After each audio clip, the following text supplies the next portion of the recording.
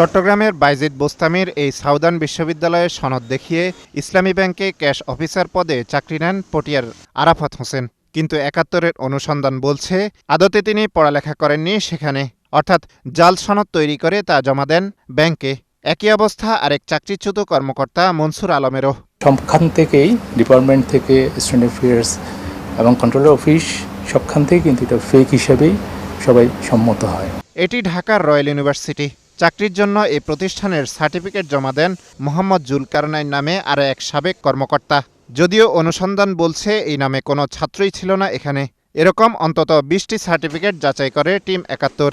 এর মধ্যে ১৬টিই ছিল জাল, অর্থাৎ কর্মী নিয়োগে অনৈতিক উপায় অবলম্বন করা হয় এস আলমের প্রত্যক্ষ নির্দেশে। আমি যে রিপোর্টটা দেখলাম, এটা তৎকালীন যিনি কন্ট্রোলার অফ এক্সামিনেশন ছিলেন ডক্টর আমিরুল ইসলাম খান স্যার, ওনার তত্ত্বাবধানে ভেরিফিকেশনটা হয়েছে। তো ভেরিফিকেশন অনুযায়ী এটা আমাদের রয়্যাল ইউনিভার্সিটি এই সার্টিফিকেটটা ইস্যু করেনি। উনি হয়তো বাড়ি থেকে বা কোথাও থেকে কোনো না কোনোভাবে বানিয়ে নিয়েছে। অনুসন্ধান বলছে ২০১৬ সাল থেকে ২০২৪ সাল পর্যন্ত ইসলামী ব্যাংকে নিয়োগ পান ১০,৮৩২ জন, যার মধ্যে ৮,১০৪ জনই চট্টগ্রাম জেলার বাসিন্দা। আর শুধু পটিয়া উপজেলারই ৫,০০০-এর বেশি। সোয়া ২,০০০ পড়েছেন চট্টগ্রামের ৬ বেসরকারি বিশ্ববিদ্যালয়ে, যার মধ্যে বিজিসি ট্রাস্ট ও পোর্ট সিটি ইন্টারন্যাশনালের ৯৭৯ জন।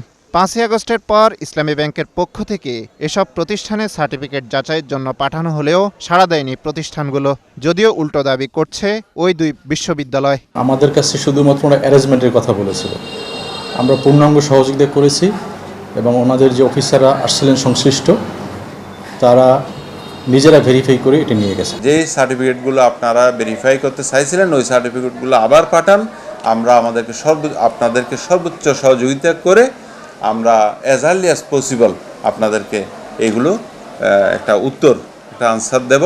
সেগুলো দেশে সম্ভবত ছাঁটাইয়ের পরে ছাঁটাইয়ের আগে পর্যন্ত তারা কিন্তু কোনো রেসপন্স করে না। এখন তারা রেডি। শুধু নিয়োগ নয়, ইসলামী ব্যাংকে লৌটে সহযোগীদের পদোন্নতি হয়েছে দ্রুত গতিতে। যেমন ডিএমডি পদের জন্য ২০ বছরের ব্যাংকিং অভিজ্ঞতা দরকার হলেও মাত্র ৮ বছরের অভিজ্ঞতায় আকিজউদ্দিন ও ১৭ বছরের অভিজ্ঞতায় মিফতা উদ্দিন পান সেই পদ। এছাড়া তৎকালীন ডিএমডি সাব্বির ও ইভিপি হাবিবুর রহমানকে ৪টি, অতিরিক্ত ব্যবস্থাপনা পরিচালক কায়সার আলী ও এসভিপি ইহসানুলকে ৩টি করে পদোন্নতি দেওয়া হয়। সব মিলিয়ে এই পদোন্নতি পান সে সময়ের গণসংযোগ বিভাগের প্রধান নজরুল ইসলাম সহ ৮২ জন। অবশ্যই সিনিয়র কর্মকর্তারা জড়িত আছে। সেই কর্মকর্তাদের দৃশ্যত বিচার কিন্তু আমরা এখনও দেখি নাই।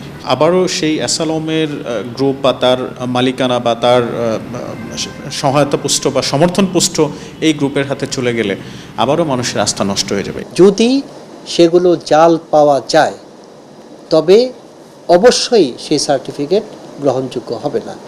আবার এমন হতে পারে সার্টিফিকেট জাল না, কিন্তু ওই বিশ্ববিদ্যালয়টার কোনো স্বীকৃতি নাই ইউজিসির কাছে, সেটাও গ্রহণযোগ্য হবে না। তৎকালীন প্রধানমন্ত্রী শেখ হাসিনার কার্যালয়ের সুপারিশেও ২ ধাপে নিয়োগ দেওয়া হয় ৪৮ জন ছাত্রলীগ কর্মীকে। এসব নথিও এসেছে ৭১-এর হাতে। শুধু তাই নয়, এস আলমের ৭ বছরে ইসলামী ব্যাংকের অধিকাংশ নিয়োগই হয় পরীক্ষা ছাড়া। তবে ২০১৯ সালের এক পরীক্ষায় পাশের জন্য সর্বনিম্ন ৫০ নম্বর নির্ধারিত থাকলেও উত্তীর্ণ হন মাত্র ৩২ জন, অথচ চাকরি দেওয়া হয় ৬০ জনকে। আব্দুল জাহের আনাস, ৭১, ঢাকা।